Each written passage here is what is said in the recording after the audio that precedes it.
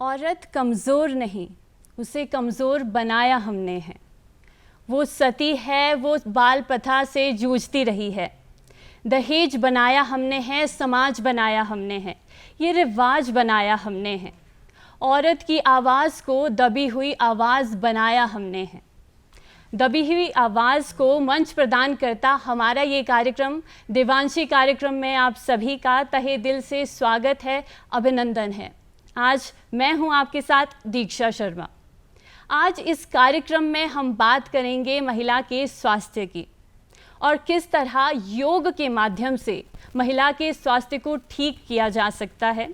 इससे संबंधित जानकारी के लिए हमारे साथ मौजूद हैं प्रतिभा शर्मा जी, जो योग शिक्षिका हैं और हमें बताएंगी कि महिला स्वास्थ्य को ठीक करने में योग की क्या भूमिका रह सकती है। नमस्कार प्रतिभा जी, स्वागत है आपका दूरदर्शन हिमाचल पर। बहुत बहुत धन्यवाद मैम।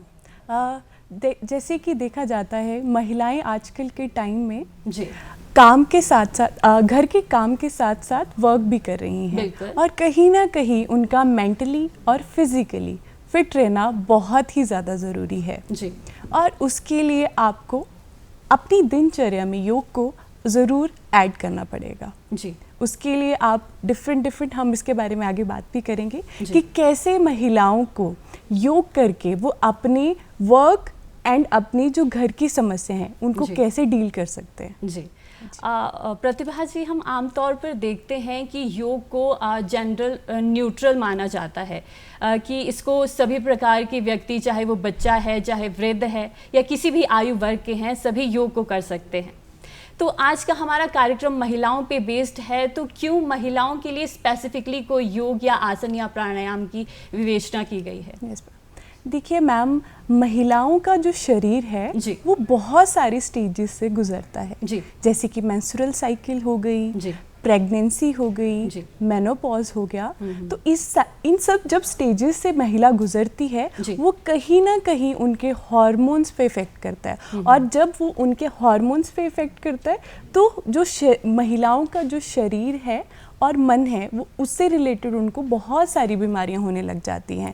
जब महिलाओं के हार्मोन्स बैलेंस नहीं रहेंगे तो उनको रिप्रोडक्टिव हेल्थ से रिलेटेड इश्यूज हो जाएंगे और कहीं ना कहीं वो आगे चलकर उनको फिजिकल लेवल पे और मेंटल लेवल पे अफेक्ट करते हैं। और जब अगर वो अपनी दिनचर्या में योग को ऐड करते हैं तो उनके हार्मोन्स जो हैं वो बैलेंस रहते हैं। इसलिए महिलाओं को योग को अपनी दिनचर्या में डालना बहुत ज़्यादा ज़रूरी है जी।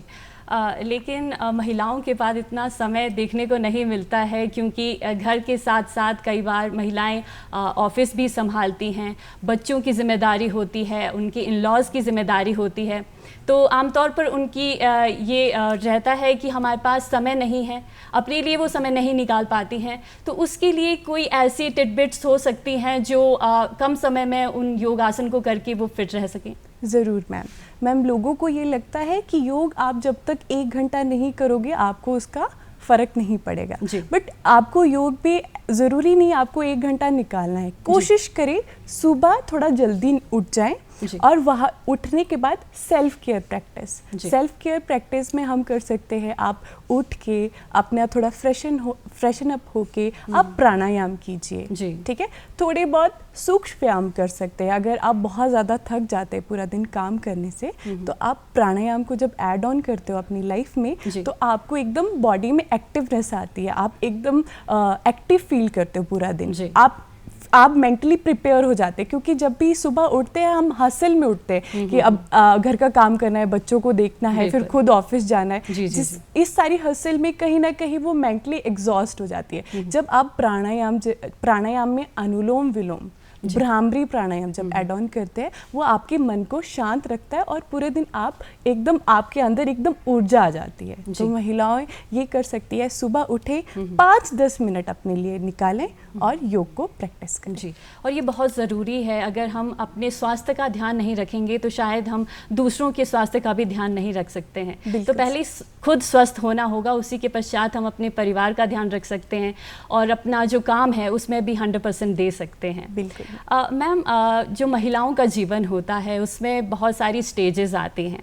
तो अगर हम इनिशियल स्टेज की बात करते हैं, जब इन्फेंट होते हैं या फिर 10 साल की उम्र तक कोई भी बच्चा या बच्ची है, तो उसके लिए कोई योग आसन कुछ ऐसे स्पेसिफिक होते हैं कि इस उम्र में केवल इस प्रकार के योगासन किए जाने चाहिए? मैम, बचपन की बात की जाए तो बच्चा एक ग्रोइंग स्टेज पे होता है, तो उस समय पे बच्चा हर एक आसन को प्रैक्टिस कर सकता है। जब तक आप महिलाओं को, स्पेशली छोटी लड़कियों को पीरियड्स नहीं आ रहे, तो उनकी जो शरीर है वो ग्रो कर रहा है, और उस ग्रोथ में उनकी अगर अच्छी ग्रोथ होगी टिल द पीरियड्स, तो उनके आगे जो होने वाली जो स्टेजेस है वो इजीली उनको बीमारियां लगना बहुत कम चांसेस हो जाएंगे। तो कोशिश करें सूर्य नमस्कार अपनी लाइफस्टाइल में ऐड करें, ताड़ आसन करें जो उनकी ग्रोथ में हेल्प करेगा, क्योंकि अब का जो लाइफस्टाइल है वो बहुत ज़्यादा बदल चुका है। छोटे बच्चे बहुत तनाव में रहते हैं, क्योंकि अब मोस्टली बच्चे अपने फ़ोन और टीवी पे रहते हैं, वो बाहर नहीं निकलते, लोगों के साथ सोशल नहीं होते, कहीं ना कहीं उनके अंदर वो ऊर्जा धीरे धीरे कम हो रही है। फिजिकल एक्टिविटी जो बचपन में किया करते थे हम लोग, अब वो बच्चे नहीं करते हैं, ज़्यादातर समय मोबाइल या टीवी पर भी उनका बीत जाता है। बिल्कुल। तो ऐसे में बहुत ज़रूरी हो जाता है कि उनको भी योग आसन या प्राणायाम करवाया जाए। अगर हम सेकंड स्टेज की हम बात करते हैं, किशोरावस्था किसी भी महिला के जीवन में आती है, तो उस दौरान किस प्रकार के प्राणायाम या योगासन किए जाने चाहिए? क्योंकि बहुत सारी समस्याएं देखने को मिलती है, खासकर जब मेंस्ट्रुअल साइकिल शुरू होने की बात होती है, तो कई बच्चियों को बहुत सारी क्रैम्प्स आते हैं, बहुत बॉडी में पेन रहता है। तो ऐसे में कौन सा योगाभ्यास किया जाना चाहिए या फिर योगासन उस दौरान अवॉइड किया जाना चाहिए? देखो मैम, ये जो हमारी मेंस्ट्रुअल साइकिल रहती है ये वेरी करती है, हमारी बॉडी टाइप डिफरेंट होता है, तो हमें अपनी बॉडी को पहले प्रिपेयर करना है। जब भी वो साइकिल आएगी आपको पहले ही प्रिपेयर करना है अपने शरीर को। आपको अच्छा खाना खाना पड़ेगा। आप जब ज़्यादा जंक फूड खाते हैं आपको, तब भी आपको डिस्मेनोरिया मीन्स पीरियड्स क्रैम्प्स होते हैं। कोशिश करें एक्टिव रहने की, एक्टिव लाइफस्टाइल रखें। एक्टिव लाइफस्टाइल पे आप वॉक भी कर सकते हो, रनिंग कर सकते हो, ओके। टाइमली सोना, टाइमली उठना बहुत ज़्यादा ज़रूरी है। और जब आपको पीरियड्स आ रहे उस टाइम पे आपको क्रैम्प्स हो रहे, एक भद्रासन है, आप भद्रासन प्रैक्टिस कर सकते हैं। भद्रासन में क्या होता है, हम अपने पाँव के दोनों तलवों को मिलाते हैं ज़मीन पे बैठ के और अपनी एड़ियों को अंदर की तरफ खींचते हैं। इससे क्या होता है, हमारे जो पेल्विक एरिया है उस पर स्ट्रेस पड़ता है और वो रिलीव करता है उस पेन को। आप वो प्रैक्टिस कर सकते हैं। और ड्यूरिंग पीरियड्स भी वो प्राणायाम योगा किया जा सकता है? मैम, स्पेसिफिक बताऊं तो सभी नहीं कर सकते। कई बार महिलाओं को बहुत ज़्यादा पेन होती है, वो बेड से नहीं उठ पाते। जो थोड़ा बहुत एक्टिव होना बहुत ज़्यादा ज़रूरी है उस समय। आप वॉक कर सकते हैं, योग में आप भद्रासन कर सकते हैं। कोशिश करें आपके जो पेट है, आपका स्टमक है, उस पर प्रेशर ना पड़े, उसके आप सूर्य नमस्कार अवॉइड करें उस समय। कोशिश करें भद्रासन करने की। एक होता है चाइल्ड पोज, बाल आसन, आप वो प्रैक्टिस कर सकते हैं। और कोशिश करें रेस्ट करने की। कपालभाति एक प्राणायाम होता है, तो क्या जब मेंस्ट्रुअल साइकिल आता है तो क्या उस दौरान हम इसे कर सकते हैं, जैसे कपालभाति करते हैं जिसमें पेट में प्रेशर ज़्यादा पड़ता है, तो क्या उसे अवॉइड किया जाना चाहिए उस दौरान? ज़रूर मैम, उस समय हमें कपालभाति क्रिया नहीं करनी चाहिए, क्योंकि उस समय हमारा जो शरीर है, हमारा जो स्टमक है, वहाँ पे आपको क्रैम्प्स हो रहे हैं। आप उस पर प्रेशर डालोगे तो और ज़्यादा आपको पेन हो सकती है, तो उस टाइम अवॉइड करें। तो कुछ सावधानियां रखनी चाहिए। बाकी योग को तो अपने जीवन का हमें अंग बनाना ही चाहिए, चाहे वो बच्चियां हैं या युवतियां हैं या फिर अदर स्टेज पे एडल्ट्स भी हैं, तो सभी को योग को अपने जीवन का एक अंग बनाना चाहिए। मैम, हमने बात की युवतियों की, और जब किशोरावस्था में लड़की होती है तो उसे बहुत सारी समस्याओं का भी सामना करना पड़ता है। और आज का टाइम, चाहे कॉम्पिटिटिव एग्ज़ाम्स की हम बात करें तो उसके लिए लॉन्ग सिटिंग्स देनी पड़ती है। सिडेंट्री एक हमारा लाइफस्टाइल हो चुका है, तो ऐसे में अपने वॉक के लिए भी बच्चे टाइम नहीं निकाल पाते हैं। तो कोई ऐसा योग या प्राणायाम जो केवल चेयर पे बैठकर ही किया जा सके, जो हर एक इंसान के लिए बेनिफिशियल हो सके? जी मैम, देखिए मैम, आजकल कंपटीशन बहुत ज़्यादा बढ़ रहा है, बच्चों पे प्रेशर बहुत है, उनको बहुत ज़्यादा देर समय तक कुर्सी पे बैठना पड़ता है। जब हम बहुत समय तक कुर्सी पे बैठते हैं हमारी बॉडी स्टिफ होने लग जाती है, और जब हम एक पोजीशन पे बैठ रहे हैं तो कहीं ना कहीं वो सर्वाइकल की प्रॉब्लम, बैक प्रॉब्लम क्रिएट कर देता है। कोशिश करें जब भी आप पढ़ रहे हैं आधे घंटे का ब्रेक लें, और छोटे छोटे स्ट्रेचेस हैं, जैसे बैठ के आप सिटिंग ताड़ासन भी कर सकते हैं। दोनों उंगलियों को लॉक करना है, इनहेल करते हुए पूरा बाजुओं को ऊपर स्ट्रेच कर लेना है, ठीक है, बिल्कुल स्ट्रेट रखते हुए। जब आप स्ट्रेच करोगे अपनी पूरे आर्म्स को, आपकी बॉडी में जो ब्लड सर्कुलेशन है वो प्रॉपर हो जाएगा, ठीक है, इंक्रीज हो जाएगा। आपको जो जितना भी स्टिफनेस या गले में दर्द हो रही है उसमें भी आपको बहुत ज़्यादा रिलीफ मिलेगा। आप सिंपल नेक रोटेशन भी कर सकते हैं। जब आप पढ़ रहे हैं आपका पोस्चर ऐसे रहता है आगे की तरफ, आप स्ट्रेट नहीं बैठे होते हो, तो कहीं ना कहीं वो तनाव आपकी गर्दन पे पड़ रहा है। तो बीच बीच में टाइम निकाल के रिमाइंडर दे सकते हो खुद को, 10 मिनट बाद नेक को अपवर्ड अप स्ट्रेच कर सकते हो। और फोकस और कंसंट्रेशन बढ़ाने के लिए करें प्राणायाम। प्राणायाम में अगर आप देखो, सबको ये लगता है योग करने के लिए आपको बहुत समय देना पड़ेगा, कुछ नहीं, आप बैठ के आप अनुलोम विलोम कीजिए। आपको अनुलोम विलोम में क्या करना है, विष्णु मुद्रा बनानी है, आपको इंडेक्स और मिडिल फिंगर को फोल्ड रखना है राइट हैंड से, और राइट नॉस्ट्रिल को बंद करना है, लेफ्ट से इनहेल करते हैं, लेफ्ट को बंद करना है, राइट से एक्सेल करते हैं, ऑल्टरनेट नॉस्ट्रल ब्रीदिंग। इससे क्या होता है, हमारा मन शांत होता है। और दूसरा, हम भ्रामरी प्राणायाम कर सकते हैं, उसको कहते हैं हमिंग बी साउंड। उससे क्या करते हैं, हम कानों को बंद करेंगे, अंगूठों के साथ अपने इंडेक्स फिंगर को अपने आईलिड्स पे लगाएंगे, मिडिल फिंगर को अपनी चीक्स पे, rest of the finger face पे, आँखों को और कानों को हल्के से बंद करना है। इसको षण्मुखी मुद्रा बोलते हैं। अब हम लंबा सांस लेंगे और सांस छोड़ते हुए म की साउंड निकालेंगे, ठीक है। जब आप ये करते हैं आपका मन शांत रहता है और पढ़ाई में भी आपका बहुत मन लगता है। और इस पे बहुत सारे सर्वेस भी हो चुके हैं कि जो भ्रामरी क्रिया हम करते हैं उससे जो हमारे मेंटल लेवल है वो 90% इंक्रीज़ हो जाता है। इसलिए हम तो कहते हैं कि हर एक इंसान को 5 मिनट अपने लिए ज़रूर निकालना चाहिए और भ्रामरी और उद्गीत जैसे प्राणायामों को अपने जीवन का अंग बनाना चाहिए।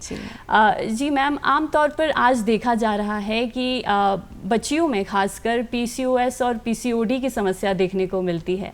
तो आपसे जानना चाहेंगे क्या ये समस्या है और योग से क्या इसका समाधान किया जा सकता है? मैम, PCOD को समझेंगे पहले, ये जेनेटिकल डिजीज़ नहीं है जी, ओके। ये लाइफस्टाइल डिसऑर्डर है जो हमारी दिनचर्या है उसके कारण होता है। जब हम समय से सोते नहीं हैं, अच्छा खाना नहीं खा रहे, अपना फिजिकल वर्कआउट नहीं कर रहे, तब ये PCOD जैसी समस्या हमें टीनेज ग्रुप में, महिलाओं में, अडल्ट्स में देखने को मिल रही है।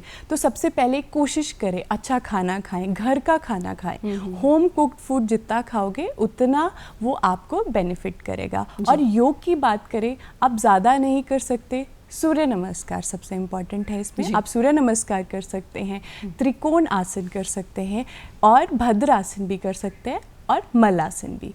इन सब जब आसनों को करते हो ये हमारे पेल्विक एरिया पे स्ट्रेच डालते हैं और कहीं ना कहीं ये PCOD जैसी समस्या को हेल्प करते हैं। और कोशिश करें अब अच्छी नींद लेने की, क्योंकि जब हम अच्छी नींद लेंगे तो हमारे हार्मोन्स बैलेंस करेंगे, और PCOD जैसी समस्या हार्मोन्स पे ही टिकी हुई है। एक इम्बैलेंस जब हमारे हार्मोन्स में आता है तो ये विभिन्न तरह की समस्याएं देखने को मिलती है।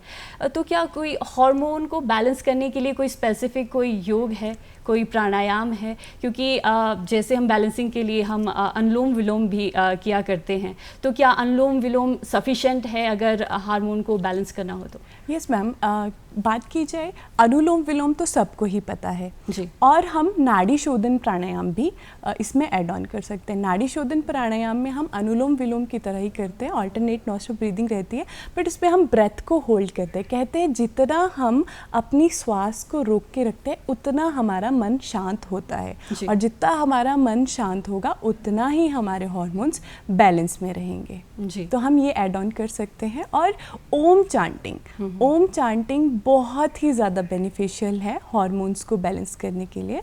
जब हम ओम चांट करते हैं वो हमारे मन उसकी ओम चांटिंग करने के बाद जो वाइब्रेशन क्रिएट होती है बॉडी में, वो हमारी बॉडी को फिजिकल लेवल पे तो हील कर ही रहा है, मेंटल लेवल पे भी हील करेगा। हमारे ब्रेन के 2 पार्ट होते हैं, पैरासिम्पैथेटिक नर्वस सिस्टम और सिंपैथेटिक नर्वस सिस्टम। जो पैरासिम्पैथेटिक नर्वस सिस्टम होता है वो हमारी बॉडी को शांत और सोने में हेल्प करता है, फोकस करने में हेल्प करता है।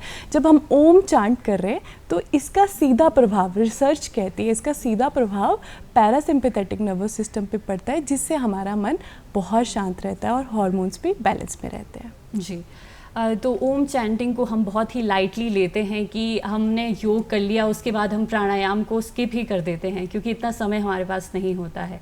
तो कोई एक ऐसा सिस्टमेटिक कुछ चीज़ होती है, जैसे सबसे पहले सूक्ष्म व्यायाम किया जाना चाहिए, उसके बाद हमें योग में एंटर करना चाहिए, उसके बाद प्राणायाम करना चाहिए, कुछ ऐसा सिस्टमेटिक हमें वे फॉलो करना चाहिए, या फिर सीधा हम योग पे उतर जाएं या फिर सीधा प्राणायाम करने दें, तो क्या इसके कोई नुकसान भी हमारे शरीर को हो सकते हैं? जी, आपको बहुत सारी चीज़ों का ध्यान रखना पड़ेगा। योग हमेशा आपको खाली पेट करना है। जी, कोशिश करें। जी, आजकल लोगों को समय नहीं मिल पा रहा, बट कोशिश करें खाली पेट करने की। और योग वेरी करता है, डिफरेंट होता है। जैसे किसी को बैक प्रॉब्लम है तो उनको आगे झुकने वाले आसन नहीं करने हैं। जी, इसलिए कोशिश करें खाली पेट करने की। दूसरा है, जब आप आसन प्रैक्टिस कर रहे हैं सूक्ष्म व्यायाम से शुरू करें, क्योंकि जब हम शुरू करते हैं आसन करना, हमारी बॉडी एक स्टेबल सिचुएशन उस पे रहती है, कंडीशन पे, जहाँ पे क्या होता है ब्लड का फ्लो नॉर्मल रहता है। और जब हमें आसन करने हैं तब हमारी बॉडी रेडी होनी चाहिए आसन करने के लिए। अगर हम सूक्ष्म व्यायाम नहीं करते तो कहीं ना कहीं इंजरीज होने के चांसेस हो जाते हैं। तो सूक्ष्म व्यायाम करना बहुत ज़्यादा ज़रूरी है। उसके बाद आप आसन प्रैक्टिस कर सकते हैं। और आसन के बाद जब आप आसन करते हो, समटाइम आप बहुत ज़्यादा थका महसूस करते हो, तो उसके बाद जब हम प्राणायाम करते हैं तो वो हमारे शरीर में एक ऊर्जा दे देते हैं जी। और उसके बाद जब हम ख़त्म करते हैं प्राणायाम के बाद, कोशिश करें जब भी आप योग कर रहे हैं तो उसको ओम चैंटिंग से ख़त्म करें। इसमें हमारे 3 लेवल पे ग्रोथ होगी। एक फिजिकल लेवल पे हो रही है, एक मेंटल लेवल पे जब प्राणायाम कर रहे हैं, स्पिरिचुअल लेवल पे जब हम ओम चांट कर रहे हैं। जी, तो एक सिस्टमैटिक वे में हमें चलना चाहिए। ज़रूरी नहीं है कि सिर्फ हम प्राणायाम ही करें तो हम जो आसन और योग के जो भी बेनिफिट्स हैं उससे अछूते रह सकते हैं। एक शोध भी हुआ था मैम, जिसमें शव आसन की जो बेनिफिट्स है उसे बताया गया था। तो अगर हम ये पूरा सेट करते हैं, सूक्ष्म व्यायाम के पश्चात हम योग आसन के बाद अगर प्राणायाम करने के पश्चात अगर हम शव आसन करते हैं तो उसको हम ओवरऑल बॉडी डेवलपमेंट के लिए बेनिफिशियल मान सकते हैं। हम विभिन्न स्टेजेस की हम बात कर रहे हैं महिलाओं की जीवन की, तो उनके नेक्स्ट स्टेज आती है जब उनका विवाह हो जाता है। तो ऐसे में बहुत सारी जिम्मेदारियां उन पर पड़ती हैं, साथ साथ बॉडी में भी बहुत सारी चेंजेस आते हैं। तो ऐसे में उन्हें आजकल आमतौर पर देखने को मिल रहा है कि महिलाओं को कंसेप्शन में प्रॉब्लम आती है। तो कंसीव करने के लिए कोई ऐसा है, कोई स्पेसिफिक कोई योग आसन है जिसे किया जा सकता है, बॉडी को प्रिपेयर किया जा सकता है ताकि ये कंसेप्शन इजीली हो सके? देखिए, आपको यहाँ पे 4 फैक्टर पे काम करना पड़ेगा। वो है आहार, विहार, आचार, विचार। फर्स्ट आपको विचार की बात करेंगे। पहले आपको मेंटली प्रिपेयर होना पड़ेगा। जब आप कंसीव करने का सोच रहे हैं, आप पहले मेंटली उसको एक्सेप्ट करें कि आप तैयार हो इस चीज़ के लिए। कुछ महिलाएं नहीं तैयार होती, तभी वो कहीं ना कहीं आगे जाके उनको प्रॉब्लम क्रिएट कर देती है। उसके बाद आता है आचार। अपने लाइफस्टाइल पे काम करें, कोशिश करें थोड़ा समय से उठने की, अच्छा खाने की। और आहार में कोशिश करें अपनी फूड एंड डाइट को अच्छा रखें। जब आप इन सब फैक्टर्स पे काम करेंगे तो उसके बाद जब आप योग में आप जब कहते हैं जब आपको कंसीव करना है उसके 3 महीने पहले आपको आपको प्रैक्टिस करनी पड़ेगी योगासन की, तभी जाके कहते हैं ना 120 दिन में हमारा खून बदलता है, इसलिए 3 महीने बोले गए हैं। आप जब 3 महीने अच्छे से योग को प्रैक्टिस करेंगे, मे बी आप कंसीव नहीं कर पा रहे, जब आप 3 महीने योग को अच्छे से प्रैक्टिस करेंगे, आप खुद में आपके आपका पूरा ब्लड प्योरीफाई हो जाएगा जी। और रही बात जब कंसीव करनी हो, जब आपको कंसीव करना, आप विपरीत करनी मुद्रा कर सकते हो, उत्तान पादासन, जिसमें हम दोनों लेग्स को 90 डिग्री उठाते हैं, वो कर सकते हैं। उससे बहुत ज़्यादा लाभ महिलाओं को मिलेगा कंसीव करने के लिए जी। तो कुछ ऐसे योग आपने बताए जिन्हें किया जा सकता है, और जो बॉडी में हार्मोनल इम्बैलेंस हो चुका है उसको बैलेंस लाने के लिए ये सब योग आसन प्राणायाम किया जा सकता है। प्रेगनेंसी की स्टेज में जब महिला आती है तो उस दौरान क्या योग किया जा सकता है? क्या उसके नेगेटिव इम्पैक्ट तो बॉडी पर नहीं पड़ते हैं? देखो मैम, ये जो प्रेगनेंसी की जर्नी रहती है ये 9 महीने की रहती है। जो शुरू के फर्स्ट ट्राइमेस्टर जो रहता है, शुरू के 3 महीने, उसमें कोशिश करे महिला ज़्यादा से ज़्यादा रेस्ट करे और उस समय सिर्फ आप प्राणायाम करें। प्राणायाम में भी आपकी बॉडी में उस टाइम बहुत ज़्यादा हीट होती है, कोशिश करें अनुलोम विलोम करने की, शीतली प्राणायाम करने की और भ्रामरी प्राणायाम करने की। शुरू के 3 महीने आपको ये सब करना है। सेकेंड ट्राइमेस्टर में धीरे धीरे आप सूक्ष्म व्यायाम करना शुरू करें, मल आसन में बैठने की प्रैक्टिस करें, भद्र आसन में करें, तितली आसन करें। और जो थर्ड ट्राइमेस्टर है, लास्ट के जो 3 महीने हैं, उसमें आप धीरे धीरे एक्टिव लाइफस्टाइल मेंटेन कर सकते हैं, जितना बॉडी को मूव कर सकते हैं। अब तो प्रेगनेंसी में भी अलग से सूर्य नमस्कार होता है, जो महिलाओं, जो गर्भवती महिलाएं हैं, उनके लिए अलग से डिज़ाइन किया गया है, आप वो प्रैक्टिस कर सकते हैं जी। तो अलग अलग ट्राइमेस्टर का आपने बहुत अच्छे तरीके से बताया है कि पहले ट्राइमेस्टर में किस तरह के योगासन किए जाने चाहिए, ज़्यादा प्राणायाम पे आपने फोकस किया, और सेकंड ट्राइमेस्टर में आपने बताया कि थोड़े सूक्ष्म व्यायाम ऐड किए जा सकते हैं, और थर्ड ट्राइमेस्टर में तो बॉडी को फुली एक्टिव किया जाना चाहिए ताकि जो बेबी है वो भी एक्टिव ही पैदा हो। और ये सभी चीज़ें बहुत ही क्रूशियल होती हैं, और बहुत ही, अगर महिलाओं को इन सभी बातों की जानकारी हो, क्योंकि कई बार ऐसा होता है कि उन्हें पता नहीं होता, शायद वो सोचती हैं कि योग आसन या प्राणायाम इस दौरान नहीं करना चाहिए। तो आपने बहुत ही महत्वपूर्ण जानकारी प्रदान की कि इसे स्किप नहीं किया जाना चाहिए, कुछ चीज़ों में सावधानियां बरतनी चाहिए, बाकी योग को तो हर एक स्टेज में अपने जीवन का अंग बनाए रखा जाना चाहिए। जी मैम, तो हमने बहुत सारी स्टेजेस की महिला के जीवन में जो आती है उनकी बात की। अब बात करते हैं जब मेनोपॉजल स्टेज आती है, तो उस दौरान भी महिलाओं को बहुत सारी समस्याओं का सामना करना पड़ता है, बहुत सारे हार्मोन में बदलाव देखने को मिलते हैं, उन्हें बहुत एंजाइटी होती है, बहुत सारे बॉडीली चेंजेस भी देखने को मिलते हैं। तो क्या उस दौरान योग का सहारा लिया जा सकता है? जी बिल्कुल जी। उस समय तो योग महिलाओं के लिए अनिवार्य होना चाहिए। पहले महिलाओं को इसके बारे में पता ही नहीं कि ये कब आती है स्टेज, नेचुरल है, सबके लिए वेरी करता है, कभी भी आ सकती है। इसमें क्या रहता है, आपके जो हार्मोन्स होते हैं वो धीरे धीरे कम होने लग जाते हैं, जो हमारा प्रोजेस्टेरोन और एस्ट्रोजन लेवल है वो कम होने लग जाता है, और वही रेगुलेट करता है हमारे शरीर में न्यूट्रिएंट्स को।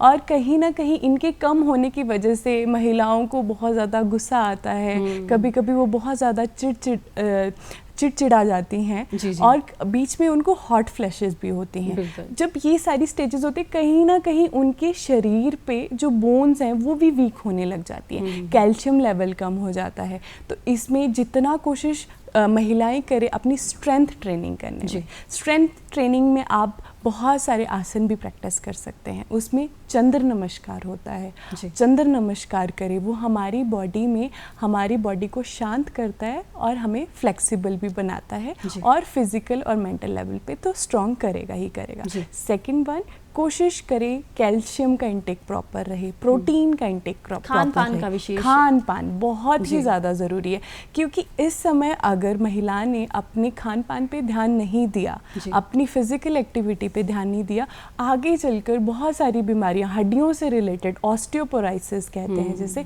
हड्डियों से रिलेटेड बहुत ज़्यादा इश्यूज हो जाते हैं। तभी तो कुछ को घुटनों की दर्द होती है, बैक की प्रॉब्लम होती है, महिलाओं को ये समस्या बहुत देखने को मिलती है। तो ऐसे में आवश्यक है कि योग के माध्यम से हम अपने शरीर को हमेशा एक्टिव रख सकते हैं। चाहे आपने जैसे बात की कि मेनोपॉजल जो स्टेज है उसमें भी हम योग का सहारा ले सकते हैं। मैम, उस दौरान स्वेटिंग का एक दौर भी देखने को मिलता है, जैसे ही मेंस्ट्रुअल साइकिल का वो टाइम आता है, लेकिन पीरियड्स नहीं आते हैं, पीरियड्स क्योंकि वो बंद हो चुके हैं, लेकिन उसका बॉडी पर जो इम्पैक्ट पड़ता है, तो उसके लिए कोई प्राणायाम आप संक्षेप में बताना चाहें? यस मैम, आपको स्वेटिंग हो रही है, इसका मतलब है आपकी बॉडी में हीट बहुत ज़्यादा बढ़ चुकी है।